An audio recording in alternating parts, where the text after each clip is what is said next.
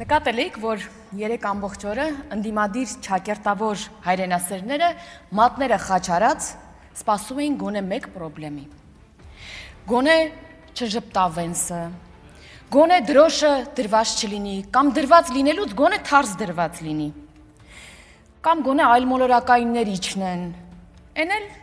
այդպես էլ չգտան, որ շահարկեն։ Բայց մինչև այլ մոլորակայինների գալուստը իրենց մանր-մուներ արբանյակներին արդեն քսի հրահանգ էին տվել։ ԱՄՆ-ն Ադրբեջանին զենք է տալիս, իսկ մեզ ընդհանրապես խոստում ասողներ։ Անգամ Ծիծեռնակաբերդից Միացյալ Նահանգների փոխնախագահի լուսանկարը Photoshop համարողներ գտնվեցին։ Էլ չեմ խոսում նրա մասին, որ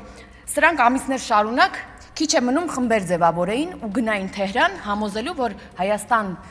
Միացյալ Նահանգներ համագործակցությունը Իրանի դեմ է։ Մի խոսքով ողջ գիշեր ձվի մեջ մազ մանեկողները գտան թարգմանչական մի վրիպակ։ Արագ-արագ հանեցին սմարթֆոնները ու հիշեցին, որ իրանք էքստրասենսներ են։ Ու կոնսպիրոլոգիաները սկսվեց։ Թե բա իշխանությունն է հատուկ սխալ թարգմանել տվել Վենսի խոսքը։ Էն էլ պարզվեց շուտ էին ուրախացել։ Թարգմանիչը հաշվի չէին առել, որ ամերիկյան կողմից էր բերված։ Էլ չեմ խոսում այն մասին, որ Միացյալ Նահանգների փոխնախագահը դժվար իր ելույթն ուղարկել աշխատակազմին, որ մենք էլ իմանայինք ինչ է խոսելու եւ դրա հիման վրա սխալ թարգմանություն կազմակերպեինք։ Իսկ ասեք ինչից են սենց խրտնած ընդդիմադիրները։ Միգուցե Ջեյդի Վենսի հետևյալ նախադասությունից, որ Միացյալ Նահանգները ոչ միայն խաղաղություն է Հայաստանի համար կերտում, այլև բարգավաճում Միացյալ Նահանգների հետ միասին։